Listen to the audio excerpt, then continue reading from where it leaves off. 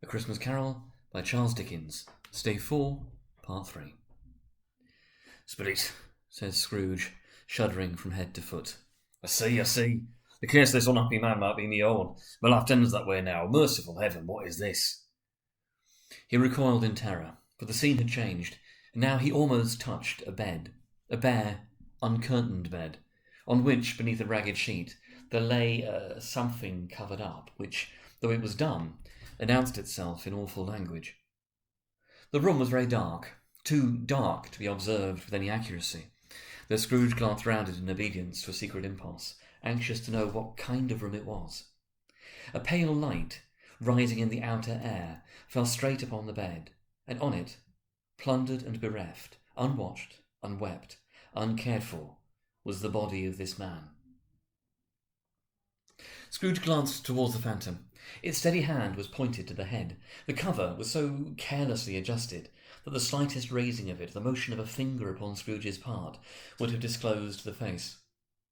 He thought of it, felt how easy it would be to do, and longed to do it, but had no more power to withdraw the veil than to dismiss the spectre at his side. O cold, cold, rigid, dreadful death! Set up thine altar here, and dress it with such terrors as thou hast at thy command, for this is thy dominion. But of the loved, revered, and honoured head, thou canst not turn one hair to thy dread purposes, or make one feature odious.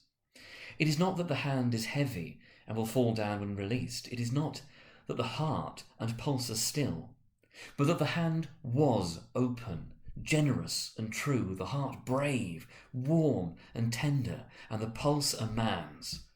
Strike, shadows, strike, and see his good deeds springing from the wound, to sow the world with life immortal.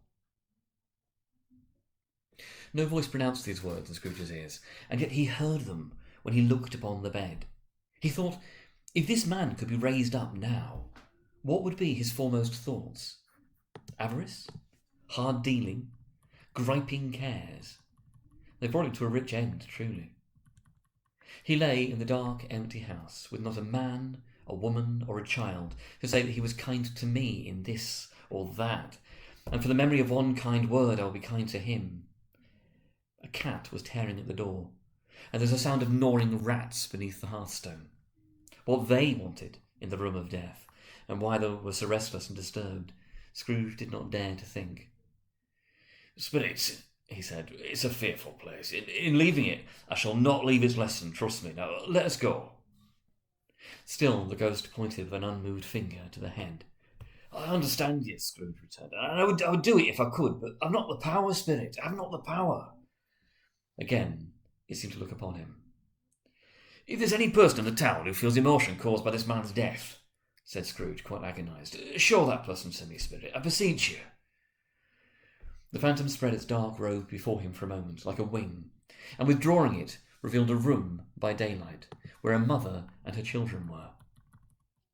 She was expecting someone, and with anxious eagerness, for she walked up and down the room, started at every sound, looked out from the window, glanced at the clock, tried, but in vain, to work with her needle, and could hardly bear the voices of the children in their play.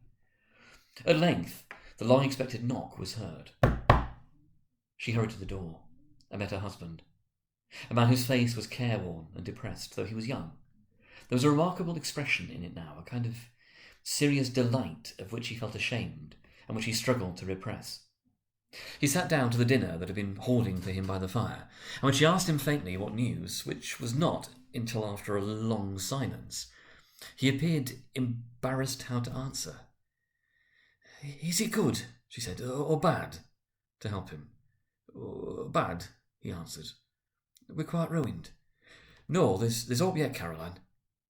"If he relents," she said, amazed. "There is. Nothing's past hope if such a miracle's happened." "Well, he's past relenting," said her husband. "He's dead." She was a mild and patient creature, if her face spoke truth, but she was thankful in her soul to hear it, and she said so with clasped hands. She prayed forgiveness the next moment and was sorry, but the first was the emotion of her heart. What the half-drunken woman I told you of last night said to me when I tried to see him and obtain a week's delay, and what I thought was a mere excuse to avoid me, turns out to have been quite true. He was not only very ill, but dying then." Well, to whom will our debt be transferred? I don't know, but before that time we shall be ready with the money, and even though we were not, it would be a bad fortune indeed to find so merciless a creditor in his successor. We may sleep tonight with light hearts, Caroline. Yeah, soften it as they would, their hearts were lighter.